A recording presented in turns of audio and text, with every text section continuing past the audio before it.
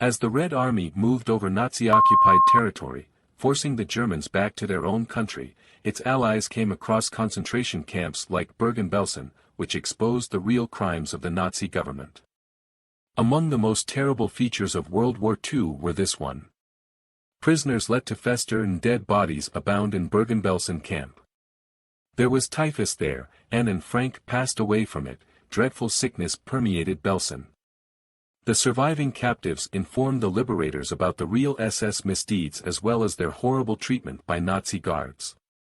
Come explore with us today the execution of Elizabeth Falkenrath, the Witch of Auschwitz, one such lady who guarded Belson and received a death sentence at the age of 26 for her activities during the Holocaust. Kindly keep in mind that subscription helps us to support our station. The firstborn was Elizabeth Merlow. Elizabeth, a daughter of a forest worker, came from a large family including numerous siblings.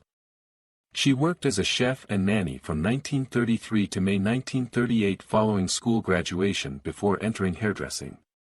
Inspired by the politics of the day and the Nazi Party, she grew firmly anchored in the ideas of Adolf Hitler before World War II. Beginning her work as an overseer at Ravensbrück concentration camp, built by the Nazis only for female inmates, she joined the SS Retiro at the beginning of October 1941. In March 1942 Elizabeth Falkenrath sought a transfer from Ravensbrück to Auschwitz, the large-scale extermination and labor complex where the ultimate solution was found. Trained to be an Alpha Saranin, she worked on the Dorothea bins. She was in charge of monitoring the prisoners to ensure nobody fled. Falkenrath started working as a guard in the prisoners' tailor shop within the camp. In August 1942 she was transferred to the women's sector of Auschwitz-Birkenau, one of the primary extermination camps meant to kill as many people as the Nazis wanted.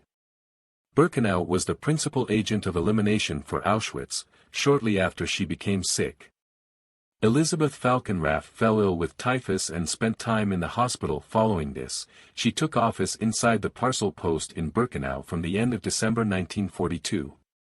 Here she watched up to 30 prisoners and would check various packages arriving into the camp. She ordered the prisoners to check the packages that were arriving in many from the Red Cross and then the goods inside these would be distributed. Falkenrath also had to distribute bread within the camp. She stayed at Auschwitz-Birkenau until September 1944, then returned to Auschwitz I where she became the women's area's camp leader. She was elevated to the superintendent of the women's camp and stayed in this role until Auschwitz was evacuated. In reference to what Elizabeth Falkenbach did at other camps she was accused of and at Auschwitz. Prisoners would arrive at the camp by train, and those who were merely not fit enough to work would be sent straight to their deaths inside the gas chambers. Falkenrath was accused of selecting desperate actions. She was accused of involving participation in the selection procedures. Although she denied this at trial, as many SS guards do, she was also accused of assisting in loading inmates onto vans and transports that would carry them straight to the death chambers once their fate had been decided. She did, however, admit she had no idea where the lorries were heading. The most shocking claims about Elizabeth Falkenrath center on her cruel and barbarous treatment of inmates in the Auschwitz women's section. Working as a guard, Lady Vera, and other witnesses stated she had a practice of beating women. She admitted slapping the cheeks of many women.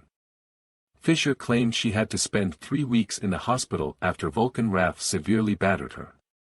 She reportedly killed many of the female prisoners using a rubber truncheon on roughly 80 different occasions as well as beat others till they passed out. Helene Herkovitz's evidence against Falkenrath claims she was questioned over a ring and a necklace she was carrying. She was then ordered to sprint to the SS headquarters, where Falkenrath was present, behind a bicycle. Every 3 days she received bread and water along with a rubber truncheon beating her. She was also assigned to clean the toilets, where she almost passed death from typhus. The charges persisted when Falkenrath was accused of throwing an old woman down a flight of steps near the workshop, where she obtained food and drink. Prisoners and other vendors left the volcano with little enough to survive. As a form of collective punishment, they also enforced a sport whereby prisoners engaged in demanding tasks. Sometimes the penalties were so severe that the prisoners died from behavior-related tiredness. Later on, she was accused of striking women so forcefully that they would fall to the ground and go unconscious. She reportedly found a sick girl pilfering some veggies, made her kneel down and hold the pilfers above her head for 4 hours till she could no longer do so anymore. She imposed a reign of terror on those underprivileged, known as a nasty and ferocious god who would cheerfully beat prisoners unconscious and sometimes even to death. She held her arms up, then brought her rubber trunch to her and knocked the poor girl out. Nobody could help her till evening, she was informed. Following Auschwitz evacuation, Elizabeth Falkenrath was dispatched to the Bergen-Belsen concentration camp on February 5, 1945. She worked for Joseph Kramer, the Commandant of the Beasts of Belson camp. She stated she developed typhus once more a few days after arriving at Belson. It is clear the camp was infected with a general typhus epidemic. Belton's terrible state during this wartime was marked by extreme hunger and hopelessness all around. The British freed Bergen-Belsen on April 15, 1945, and when they arrived to the camp they found approximately 10,000 dead. One of the guards who stayed at the camp instead of running away, Elizabeth Falkenrath, turned out to be a savage and nasty woman under interrogation. At both Belson and Auschwitz, she was accused of crimes. She decided to submit a not guilty plea. Falkenrath stated that she was unaware of the gas chambers, admitted to slapping detainees, and claimed that the abuse of prisoners was a deception. She admitted attending selections at Auschwitz but denied participating. Falkenrath even asserted that she had been punished by living among 2 other women and several other males, including Joseph Kramer. December 13, 1945, Elizabeth Falkenrath received a death sentence in Hamlin prison for her crimes. From her cell to the execution room, British executioner Albert Pierpoint planned to apply the long drop technique on a specifically built scaffold. Pierpoint and his aide visited every convicted individual before the execution to ascertain their weight, height, and other traits. More drop needed to snap their necks and kill them. First to die was Falkenrath. She was dragged inside the room and up the gallows stairway. Pierpoint on simultaneous gallows executed those sentenced at the Belson trials, but the ladies condemned would go first. At 9:34 a.m., she was positioned over a trap door on ground where Pierpoint had penned a chalk X. Elizabeth Falkenrath was dead in the neck just a few seconds after a hat and noose were slung over her head. She declared dead, and her remains were burned. Elizabeth Falkenrath's horrific experience with such young age excessive violence begs questions. She was but 26 years old when she was brought to the gallows.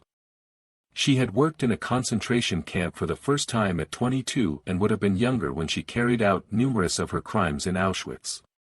She seemed to be a desperate woman trying to utilize her position of power to stop the suffering of the defenseless and had a real want to expose inmates to terrible punishment even if she volunteered. Once more, we really appreciate you viewing. Kindly remember to subscribe to assist our channel.